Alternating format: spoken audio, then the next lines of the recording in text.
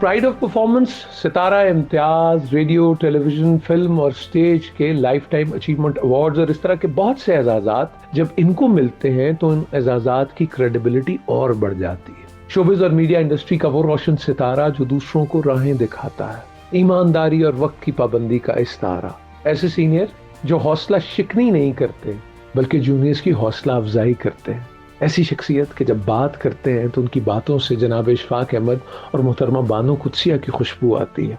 बहुत सारे राजों के अमीन है इसलिए कि राज रखने का हुनर जानते हैं। इज्जतें और मोहब्बतें इन पे इसलिए खूब निछावर होती हैं कि इज्जत और मोहब्बत ये देना जानते हैं दूसरों को। पाकिस्तान और पाकिस्तानियों की मोहब्बत में गुम खानों के खान जनाब मोहम्मद कवी खान। अच्छा खान साहब, ये मोहम्मद कवी खान नाम किसने रखा? ये तो मैंने दूसरा कोई नाम नहीं सुना यार। ये मुझे पता नहीं, मगर मैंने अपनी अम्मा से पूछा था है। तो उन्होंने कहा था कि जब पैदा हुए थे तो बहुत अभी यानी बहुत हेल्थी। अच्छा, यहाँ तक कि जब वो मेरी बहनें मुझे गोद में उठाती थी तो इसलिए काटती थी, गुपलू टाइप। अच्छा, पड़ जाता था जी रेड लंग, वो कलर खून का, ठीक। तो वो फेड आउट होता था, उन्हें अच्छा लगता था। अच्छा, तो मेरे काटती नहीं, बिल्कुल सही। तो मैं बहुत मोटा था। जब आप और मैं यहाँ ओपन एयर के लिए आ रहे थे तो एक मिरेकल तो यहाँ भी आप हुआ। आपने यहाँ इस जगह से क्या आपकी यादें वाबस्ता हैं? देखिए ना, ये जब मैं लाहौर आया था 61 में, यानी आज से कोई 56-57 साल पहले, तो मैं यहाँ आर्ट काउंसिल के बाहर खड़ा होता था। आप देखिए कि ये जो जगह है, यहाँ मुझे पता चला कि ओपन एयर थिएटर में यहाँ ड्रामे होते हैं। अच्छा, तो मैं आ गया, मैंने कहा मैं ड्रामा करूँगा। तो वाकफियत निकालते मैंने यहाँ रिहर्सलें शुरू कर दी। उस ज़माने में रिहर्सल होती थी, तो आप हैरान होंगे कि सुल्तान राही भी यहाँ काम करते थे। तो मुझे नहीं पता था, मैं एक ऑफिस में था, वहाँ से अच्छा, राही साहब भी काम करते थे? सुल्तान राही पापा अलाउद्दीन के बेटे थे, वो भी यहाँ। और एक हमारे डायरेक्टर थे, वो ताली बजा के डायरेक्शन करते थे। हाँ, और फिर एक दिन मैंने देखा कि वो अखबार भी बेच रहे हैं, वो अखबार के नाम ले रहे हैं और साइकिल पे जा रहे हैं। और मुझे भी देखा, कभी शाम को 6:30 बजे, मैंने कहा जा ठीक है। और फिर सारा अखबार 6:30 बजे यहाँ जाते। ओह गॉड, वाह। तो मैंने कहा, अब वो कहते थे हाँ जी सब एक्टर अपनी अपनी जगह पर हैं, ये सब ठीक, रेडी, चलो स्टार्ट। अच्छा, तो एक्टर बोल ताली साथ है। मैंने कहा यार ये कमाल है, ताली वाला स्टार्ट, वरना तो आपको बहुत कुछ करना पड़ता है। तो वहाँ मैंने देखा वो सुल्तान राही को, फिर मैंने वो पापा अलाउद्दीन के बेटे को देखा, फिर मैंने वो ड्रामा किया, उसमें मैं रोल कर रहा था, बड़ा बूढ़ा, बड़ा कोई उस रोल में कोई बामकसद, एक दो अशार वगैरह भी थे। तो यहाँ बड़ी तालियां बजती थी। मैंने कहा यार ये ठीक है, लोगों ने लोग मान गए, पहचान गए कि। तो मैंने कहा ये तो, मैंने देखा वो पैसे भी दे रहे हैं शाम को।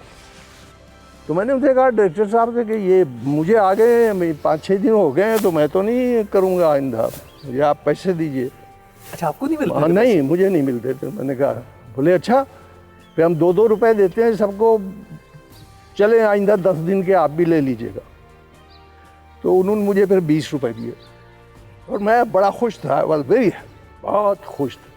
और वो मैंने ड्रामा किया। तो यहाँ इस थिएटर में आपको वो 10 दिन की जो है आमदनी, वो 20 रुपए आपको 20 रुपए मिली। अच्छा खान साहब, एक बात बताइए, एक्टिंग क्या थी आपके लिए जब आप आए? आप you were working for a bank? मैंने बहुत 4-5-6 साल सर्विस की और बस उसके बाद 64 में टेलीविज़न आ गया। लेकिन एक्टिंग क्या थी आपके लिए? पैशन?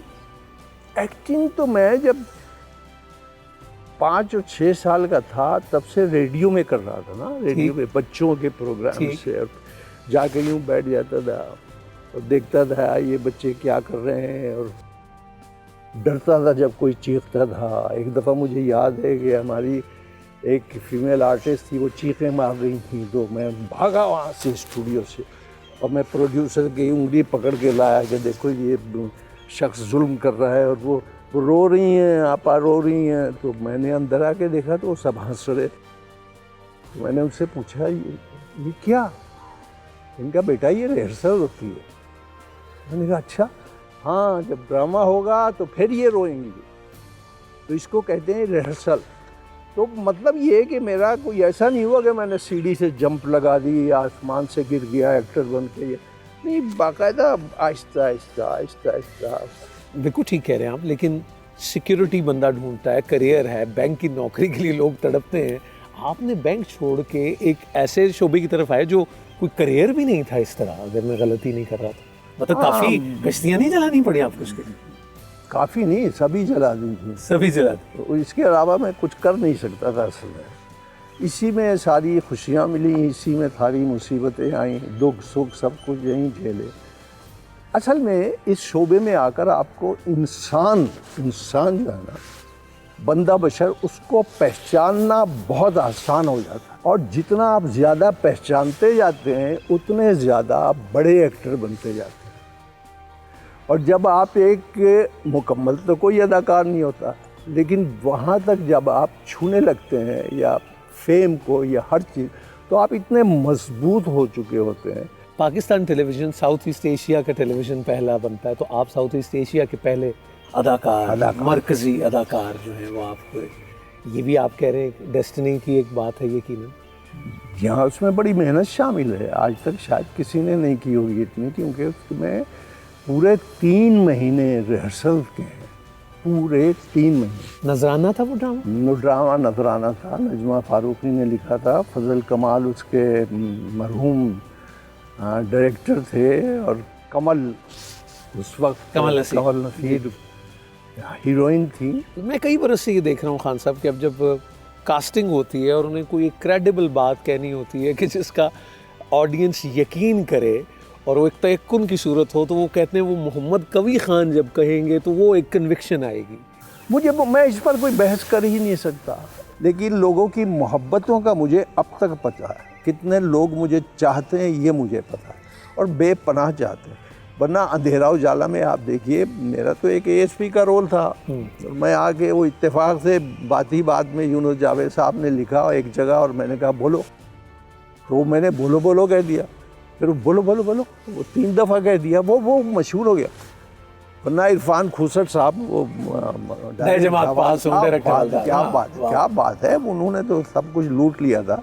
आपने जब आप पहला प्ले कह रहे थे, PTV का हो गया, लाखों में 3 हो गया, फिल्म आप इससे पहले आप कर चले गए जहाँ हम बैठे हैं, आप TV से पहले ही आए? हमारे नज़ीर साहब और सूरन लता जी, नज़ीर उन्होंने एक फिल्म बनाई थी, उसमें मुझे रखा था। फिर दिलजीत मिर्ज़ा साहब ने रिवाज फिल्म बनाई, तो उस ज़माने में किसी को पता नहीं था, तो मैं असिस्टेंट था उसमें। तो उसके बाद मेरा थिएटर देखने आए थे SM यूसुफ साहब 68 में, तो मैं ज़रा TV की हवाले से बहुत पॉपुलर हो चुका था। तो बल्कि मुझे याद है कि 65 में ही मैं यहाँ सरहद पर गया था, तो वहाँ सब लोग 65 की बार आपको याद है, तो उन सब ने मुझे पहचान लिया था, हमारे फौजियों ने। और मैंने कहा था भाई वो सुना उधर ट्रेंचेस वगैरह खुदी जा रही हैं, आप आराम से, कहते आओ वो कवि साहब पानी पियो, कुछ नहीं होता, हम किस लिए। तो मुझे उस दिन पता चला कि यार ये मेरे वागे के ये नौजवान, ये यार इनके तो चेहरों पर एक मजबूती, एक ताकत है, इनकी तरफ कौन देख सके। क्या बात। तो वो वहाँ से चले जनाब, फिर ये आए, फिर चलता रहा, फिल्में बनाई। फिर मैंने कहा क्या मैं फिल्में बना नहीं सकता हूँ, मैंने फिल्में बना दी, उसमें सब कुछ सुना, सब कुछ देखा, सबको पहचाना, और फिल्में बनाते रहे, और एक फिल्म डायरेक्ट भी कर डाली, रोशनी, और फिर उसके बाद निकाल भी दिए गए स्टूडियो। यहाँ से मैं आया था और सुल्तान राही वहाँ से आया था। अच्छा। और हम दोनों यहाँ इकट्ठे हो गए थे। हाँ। और फिर डायरेक्टर साहब यहाँ से आते थे और कहते स्टार्ट, ताली के साथ। हाँ, ताली के साथ। और हम आ जाते जनाब, रखो ना ये बर्क जवालों से दोस्ती, यहाँ से उठता धुआं देखते रहो, सारे कारवां है बिछड़ने की ये सजा, अब बैठे कारवां के निशान देख। यहाँ से सुल्तान राही आता। अच्छा जी, ठीक है ना। और यहाँ से मैं आता, ठीक, और डायरेक्टर साहब ये खड़े होते, ठीक, और फिर उनका स्टार्ट होता और हम लोग शुरू हो जाते। तो एक दिन शो पर फिर मेरी एंट्री नहीं थी, मैं और सातकन साहब यहाँ थे। ठीक है, वो जो तस्वीर बनी जब। हाँ, ये एक बड़ी यादगार जगह है। यहाँ से हज़ारों आर्टिस्ट निकले हैं, यहाँ से हज़ारों लोगों ने यहाँ के प्रोग्राम देखे और यहाँ ये मतलब एक हिस्सा है ये बाग़ जीना का थिएटर और हमारी सकाफत ओपन एयर। हाँ, हमारी सकाफत का एक बहुत अहम एक पिलर है, पिलर। तो यहाँ से आपको जो थिएटर के और बड़े बड़े एक्टर नज़र आएंगे वो सब यहाँ से निकले, अमानुल्लाह साहब, सब वो सबके, सब, बल्कि सब। यू नेम इट, और वो सारे सब नर्सरी इसको हम कह सकते हैं, ओपन कह एयर को। सकते हैं आप। अब आगा हशर जो था जैसे, जी जी, अब वो उधर से ताली बजती थी, ये भाई हाँ ये, और मैं आया ऐसे वफाशार से, ऐसे सितम फरेब, माना कि वो फरेब मगर तुझसे कम फरेब, वो दाव वो निभाव तेरे दिल से ढल गई, पहले तय ख्वाब आँख खुल गई। ये चीज हाय हाय, भाई इसका लुत्फ ही कुछ और है। यहाँ जो आ गया, जो गा गया, जो बैठ गया, यहाँ के ये लोग जो काम करने वाले हैं यहाँ के, ये एक अजीब ही दुनिया है। मतलब 30-35 साल के बाद ये सीटें खाली हो जानी, तो आपने रिटायर हो जाना है। अब जब आप रिटायर हो जाएंगे तो यहाँ दूसरे लोग आ जाएंगे, तो रिटायर होके जो वो है ना अश्क पे आँख में आते जो क़यामत गुजरी, वो न गुजरी किसी कतरे पे गौहर होने का, यह है ना, ये अक्सर मैं कहता हूँ। तो वो जो कतरा है, वो आंसू है, वो एक हकीकत है। तो आप ये तो सोचेंगे ना कि हम क्या करके गए, तो इसलिए बड़ा ज़रूरी, इसलिए मैं वो सारा कुछ मंटो का पढ़ने के बाद, अशफाक साहब का दुख दर्द जो कुछ था मेरे दिल में लिखा हुआ, वो करने के बाद फिर मैं बानो आपा के वो कि अब मैं तो जा रहा हूँ। ठीक है, मेरी बात नहीं मानी तुमने या जिन्होंने मानी, अब भी ज़रा सोच लो मेरा क्या है। मैं तो ये गया और फिर मैं गालिब का शेर पढ़ता था, और तो रखने को हम दहर में क्या रखते थे, मगर एक शेर में अंदाज़े रसा रखते थे। उसका ये हाल के कोई नादा संज मिला, आप लिखते थे हम और आप उठा रखते थे।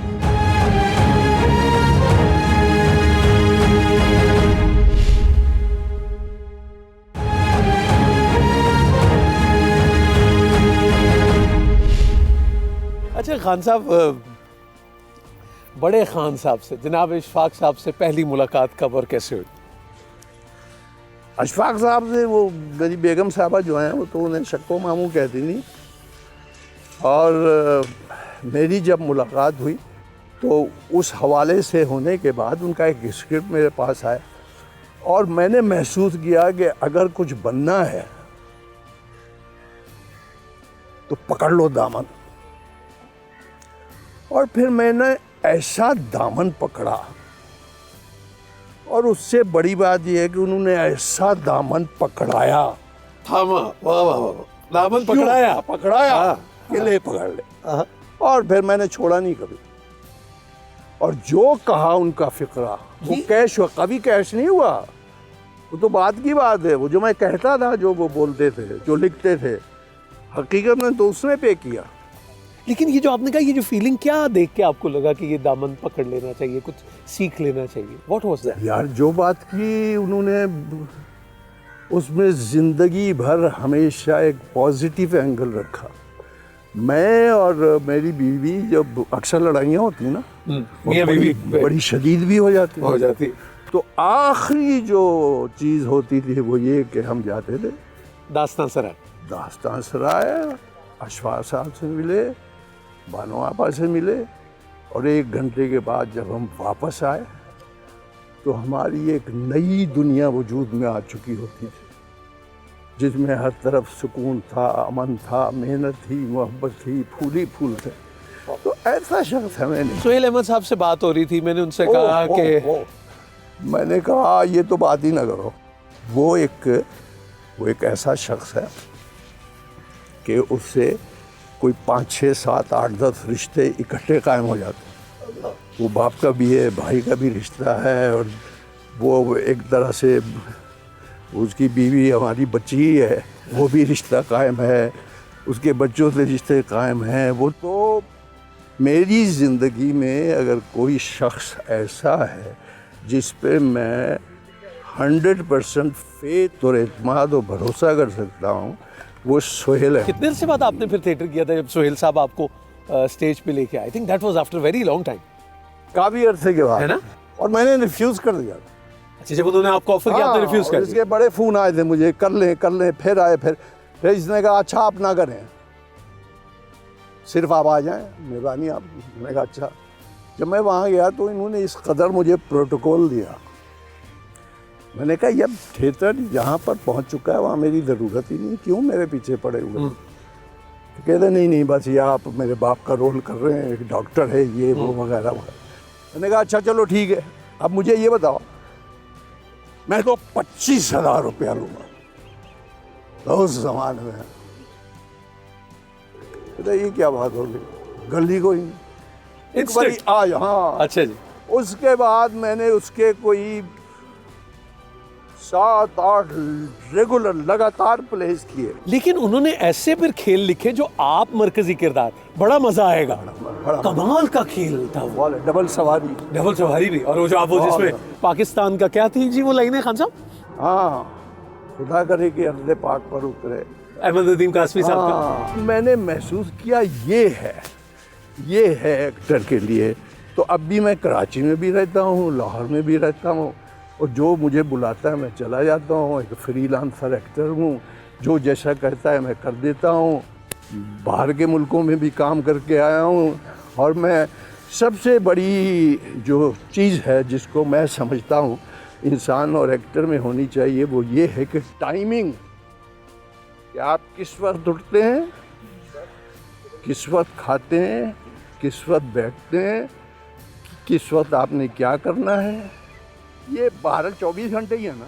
ये सबक कब मिल गया था आपको? आपने तो इसको ऐसा पल्ले से बांधा है, ऐसा आपने गिरा बांध दिया कि आप तो इससे हटते ही नहीं है। मैं इस सबक की वजह से ही तो अब तक खा रहा हूँ, चल रहा हूँ। अगर ये टाइमिंग मेरे पास ना होती, कहीं मैं सो रहा होता और ले रहा होता तो नहीं बन गया। पाकिस्तान क्या है आपके लिए? मोहम्मद कबीर खान का महबूब है पाकिस्तान। इशफाक साहब भी कहते थे कि पाकिस्तान जो है ना वो मेरी भाई यही है, मेरी जान मेरा ईमान, ये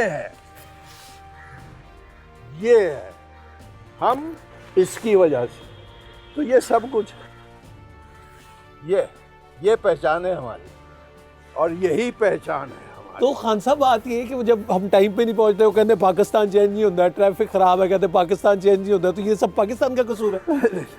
ये पाकिस्तान माफ़ कर देता है। ये सब मेरे बच्चे हैं, ये कहते रहेंगे ये ठीक हो जाएंगे, तो इसके साए में हम सब ठीक हो जाएंगे। ऐसा ना कहें कि ये कहता है, वो कहता है, वो कहता है। ये कायम रहेगा, हम कायम रहेंगे, हम जो बिगड़े हुए लोग हैं वो भी ठीक हो जाएंगे। हमने करना क्या है पाकिस्तान के लिए आज? अब ये 2019 हो गया, इमरान खान वज़ीर आज़म पाकिस्तान है, क्या करना है पाकिस्तान के लिए हमने? आप आगे क्या देखते हैं? आप इमरान खान की बात माने,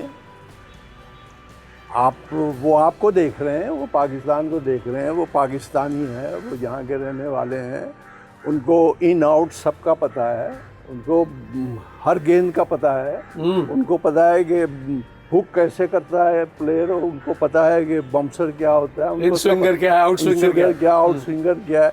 क्योंकि मैं भी बचपन में बहुत क्रिकेट खेलता रहा हूँ, उनका फ़ैन रहा हूँ। तो ये नहीं कहना चाहिए कि वो हमारे प्राइम मिनिस्टर हैं और ये हो गया तो ऐसा हो गया, तो वो हो गया तो वैसा हो गया। हमें सबको उठकर, आप यकीन करें, सुबह खुद अपने आप को ज़रा सा देख लेना चाहिए, और फिर देखना चाहिए हमें इमरान खान की तरफ के ये क्या कह रहे हैं, और शरीक होना चाहिए।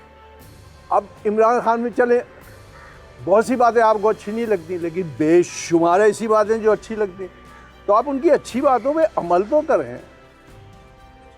वो सब कुछ इसके लिए कर रहे हैं, हम इसके लिए हैं, तो क्या यार उनको आप क्या समझ रहे हैं? यार थोड़ा मौका दे दो भाई, क्या कोई हर्ज, कोई हर्ज। अच्छा मुझे क्या लेना है इमरान खान, ठीक बताइए आप, इस एज में मैं क्या दूँगा? इमरान खान मेरे लिए अल्लाह मियाँ तो ही है ना, मैं तो उसी के वो, लेकिन अल्लाह मियाँ ने तो इमरान खान को बनाया है ना, वो एक जरिया तो है। उसके चेहरे पे मुस्कुराहट आती या गुस्सा आता या जो कुछ आता है, आप उसको सियासी अंदाज से क्यों देखते हैं हर चीज़। अब उसने ये कर दिया, अब उसने ये देखा, अब उसने, यार सियासत को निकाल दो। अब वक्त आ गया कि आम आदमी सियासत को निकाले और सोचे कि उसने, अगर मैं 76 साल का हूँ तो 76 साल में मैंने क्या किया। हाँ, उन चीज़ों को काट दें जो बाकायदा आपकी जड़ों में बैठ चुकी हैं, वो जहर उसको निकाल। खान साहब, मैं वही सुहेल साहब की बात कर रहा था, उन्होंने जब आपके बारे में कहा, मैंने कहा मोहम्मद कबीर खान, उन्होंने कहा अब्बा जी, गैरतमंद अब्बा जी, डिफाइन अगर करना है Mohammad Kabir Khan. You work so hard, आपके बच्चे दे वेल ऑफ, वो सब बहुत अच्छा काम कर रहे हैं, अपने अपने घरों में खुश हैं माशाल्लाह, दे डूइंग ग्रेट, उनका दिल चाहता है वो आपकी खिदमत करें, आप मौका नहीं देते उनको खिदमत का। ये मैं अदनान मेहरान की तरफ से कह रहा हूँ आप। हाँ, नहीं, बिल्कुल सही बात है। असल में मेरे बच्चों का अच्छा होना ही बहुत बड़ी बात है, और जहाँ तक खिदमत का ताल्लुक़ है, वो कोई मेरी नेचर में है नहीं कि मैं बच्चों से कहूँ कि बस अब मुझे तुम संभालो, ये हो नहीं सकता। तो अब मैं क्या करूँ कि मेरी सबसे पहली दुआ ही ये होती है कि मुझे किसी का मोहताज न कर, किसी का भी। तो अब मैं ये मेरे बस में तो नहीं है ना, उसने कबूल की हुई है। You are a man of steel. आपको हरम पाक में दिल की तकलीफ हुई और वहाँ भी आपने एक दुआ की, और उस कैफियत में दुआ की आपने, अल्लाह ने उसको मकबूल किया, एंड यू डिड वंडर्स। हाँ, बस क्या कैफियत थी वहाँ? दुआ जो है वो, ये तो आपको नहीं पता होता है ना कि आप दुआ कर रहे हैं और उसमें कितनी पावर है, और कबूल करने वाला किस तरह कबूल कर रहा है। ज़िंदगी में पता नहीं, यानी कुछ ऐसा था कि हासिल करने के लिए आपने क्या कुछ किया, और क्या किया आपने। एक कफन के वास्ते इतना सफ़र करते रहा। तो हकीकत जिसे आप कहते हैं यार अवॉइड कर जाओ, यार ये किताब बंद कर दो, यार ये आदमी बहुत, यार ये क्या हर वक्त दीन की बातें करता है, यार ये कभी साहब अपनी तरफ से बहुत सच बोलने लगे हैं, ये क्या है यार। बहुत ही पुराना गाना है रफ़ी साहब का, जाएगा जब तू यहाँ से कुछ भी ना पास होगा, 2 गज कफन का टुकड़ा तेरा लिबास होगा। बस इतना सा सोच लो, इतना, ये यूँ लिखा जाता है, इतनी लाइन में आ जाता है, कोई डायरी नहीं भरनी। एक रिकॉर्ड की बात है कि आपने 1996 में आपने उस वक्त एक मूव शुरू की आर्टिस्टों की बहबूद के लिए, हाँ। और फिर कहीं जाके गुज़िश्ता 2-3 बरस पहले वो 20 करोड़ का फंड जो है वो एलोकेट हो गया। Very well done Mohammad Kabir Khan साहब। किसी को नहीं पता कि वो मोहम्मद कबीर तो आप खान बताते ही नहीं हैं? नहीं, मैं नहीं बताता, ऐसे काम मैं नहीं बताता, और भी बहुत सी चीज़ें मैं नहीं बताता।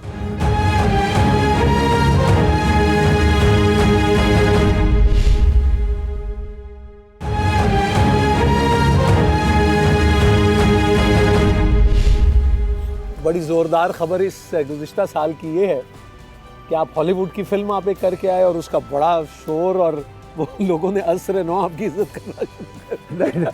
देखिए, मैंने किसी को बताया नहीं कि क्या आपने नहीं बताया?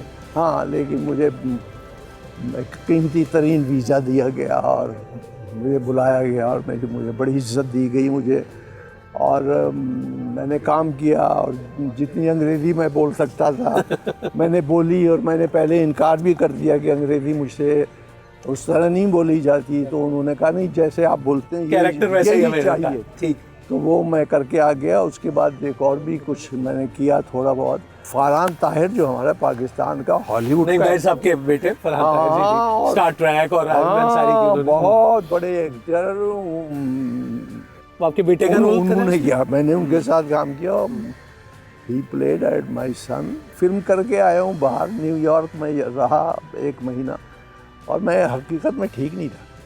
तो मैंने कहा अगर इनको मालूम हो गया मेरी तबीयत ठीक नहीं है तो फिर तो ये तो यहाँ तो बड़ी गड़बड़ हो जाएगी। तो मैंने अपनी तबीयत को ठीक रखने की कोशिश की, और अल्लाह मियाँ ने मेरा साथ दिया, और मैंने ठीक ही रहा। I have had the honor to work with you। आप डिमांडिंग नहीं है, आप खाने का नहीं कुछ कहते, आप पीने का नहीं कहते, नहीं। आप किस मिट्टी के बने हैं खान साहब?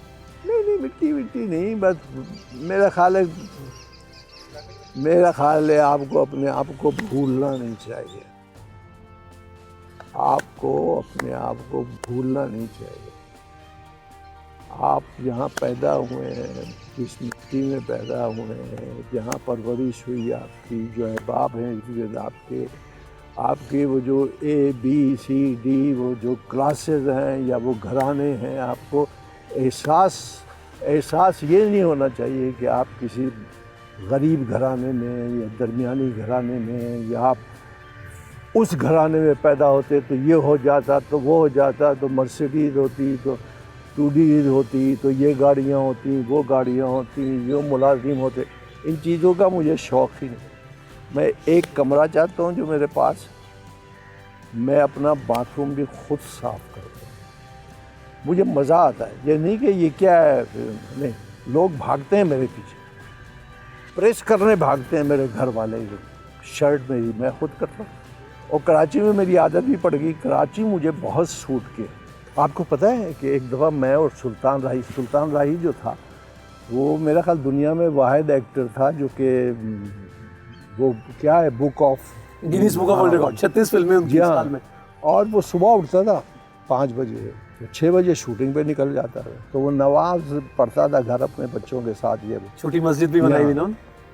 तो वो एक शूटिंग पर हम लोग गए, तो वापस जब हम आ रहे थे कई दिन के बाद, तो मैं हैरान हुआ। तो मुझसे कहने लगा कि यार कभी, मैंने कहा, कहता ज़रा सुनना, मैं याद कर रहा हूँ। वो मुझे सूरह रहमान सुना रहा। मैंने कहा यार तूने याद कर ली? कहता नहीं, मैं कोशिश कर लूँगा पूरा याद कर लूँ। तो मैंने कहा सुल्तान राही, सुबह उठना, बाजमात बच्चों के साथ नमाज़ पढ़ना, सुबह से उसने काम शुरू करना और रात के 3 बज जाने, और हर एक की खिदमत करनी, हर दोस्त की। यानी वो वाहिद एक्टर था जिसके बगैर फिल्म बना ही नहीं सकता। बिल्कुल ऐसा। मैं फिल्म बनाने लगा तो किसी ने मुझसे कहा, वही डिस्ट्रीब्यूटर्स वगैरह, कि इसमें सुल्तान राही है। मैंने कहा नहीं। तो उन्होंने बेचेंगे, खरीदेगा कौन, क्या कर रहे हैं? और वो चले गए। मुझे ऐसा वो, मैंने कहा यार ये एक्टर हो तो फिर ऐसा हो ना, उसके बगैर फिल्म बनी नहीं काफ़ी। बैठे बैठे एक दिन मैंने कहा, मुझे सूरह रहमान का भी बड़ा शौक था याद करने का, दरूद ताज का भी। मैंने कहा ये कैसे मैं अपनी ज़िंदगी में कर पाऊँ।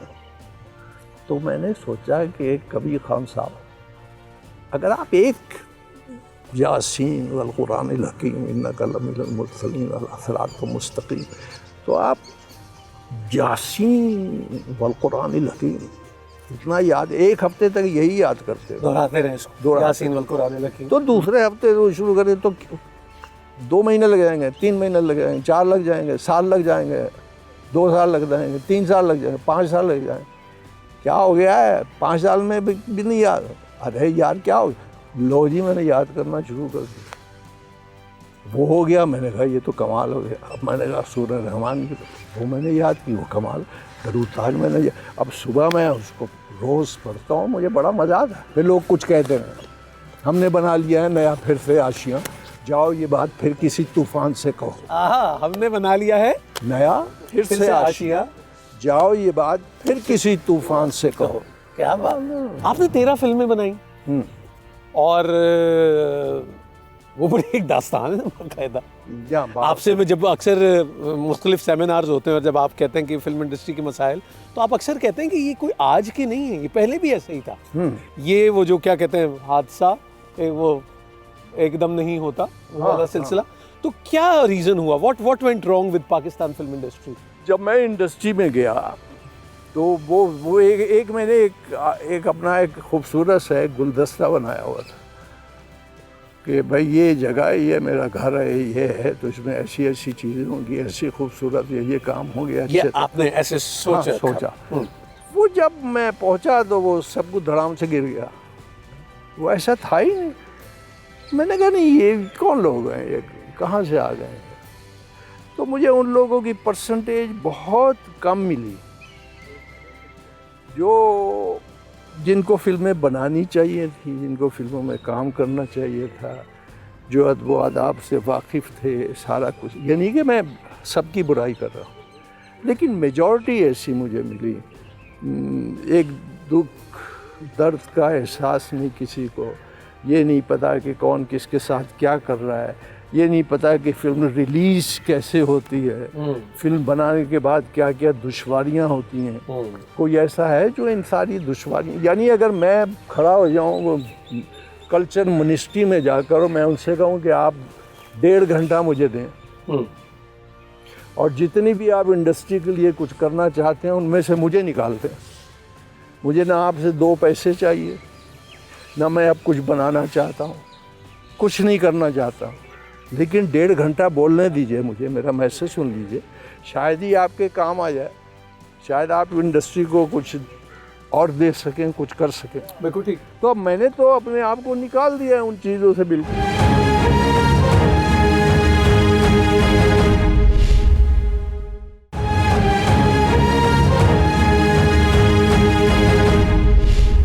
तो आपको लगता है कि वो जिसको हम अगर उस टर्म में आसानी समझ लेंगे कि नॉन प्रोफेशनल लोगों ने वो काम किया जिनके लिए वो शोभा नहीं था, या क्या? जी हाँ, ऐसे ही ऐसे नॉन प्रोफेशनल और प्रोफेशनल लोगों में बड़ा फ़र्क होता है।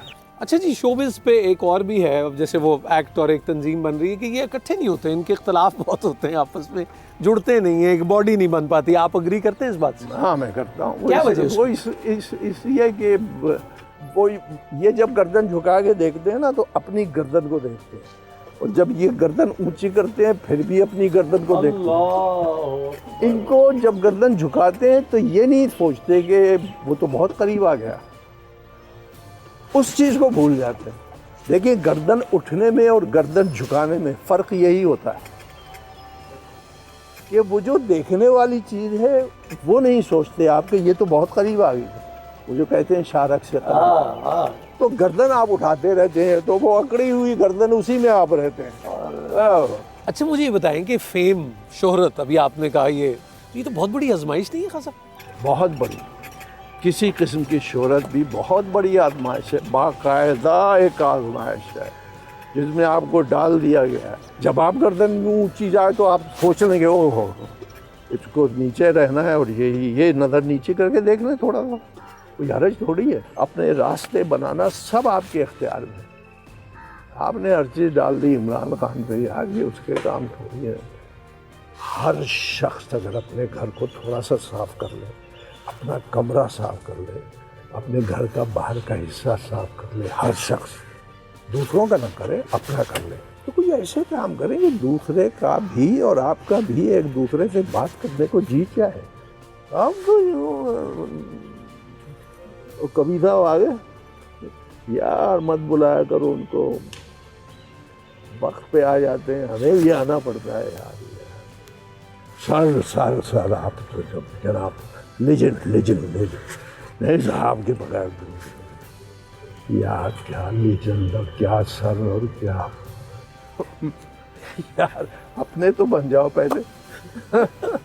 यार बस ऐसा ही है। तो ये बुराई नहीं ना, बुराई नहीं, सब बच्चे हैं, ये बच्चे ठीक। तब मैं बात करता हूँ। माँ जी के साथ मैं यहाँ आया और यहाँ जो गार्डनर थे तो उन्होंने बताया कि काफूर का दरख्त है, तो वो जो राजा गिद्ध में जिस काफूर के दरख्त का जिक्र है, तो वो माँ जी ने बताया वो ये दरख्त है। बल्कि आपको बड़ी दिलचस्प बात बताऊँ, माँ जी कहने लगी कि वो मुंडा आया तो उन्होंने कहा कि ये क्या आपने राजा गिद्ध लिख दिया, वो CSS में हमसे सिर्फ में पास नहीं हुआ जाता, ये इतना मुश्किल है, समझ नहीं आता। तो ये हम जनाब उस काफूर के दरख्त की तरफ बढ़ रहे हैं। मतलब आप कह रहे हैं कि अपनी अपनी जगह, अपने अपने हिस्से का काम, लेकिन फिर एक जस्ट डेविल्स एडवोकेट, वो कहते हैं मेरे करने से क्या फ़र्क पड़ेगा, मेरे एक फ़र्द के करने से क्या फ़र्क पड़ता है? करने से फ़र्क तो पड़ता है, ये तो आपको कहना चाहिए। देखिए, जो कुछ भी आप चाहते हैं या आप चाहते हैं ये हो सकता है और होना चाहिए, तो आपको कम से कम वो कम्युनिकेट तो करना चाहिए ना, आसानी के लिए। किस कदर खूबसूरत जगह है जी, आज़म लाइब्रेरी। जी, क्या बात। आप आए जी? मैं नहीं पूछे आप क्यों? मैं कायरन लाइब्रेरी, हाँ जी, अपने कॉलेज के वक्त में मेंबरशिप ली थी। जी, तब तो बड़ा अजीब वक्त। लेकिन आपको पता है कि सारे अफसरान जो हैं, जो CSS की तैयारी, वो यहाँ रेफरेंस लाइब्रेरी के तौर पे यूज़ करते हैं, तो फिर यहाँ सब पढ़ने आते हैं, लड़के लड़कियाँ यहाँ। तो आप किस तैयारी में आए थे? हम भी किसी की अकीदत में आए थे। अच्छा, किसी की हकीकत में आए। जब आप आके लाइब्रेरी में बैठे होंगे, किताब खोली होगी, तो उसने कहा होगा चल जाहे और वो चली गई होगी। हमारे एक और बहुत बड़े शायर थे, वो एक फिल्म आई थी बेगम जान, उसमें उन्होंने एक गाना लिखा था और कि गरीब फिर गरीब है,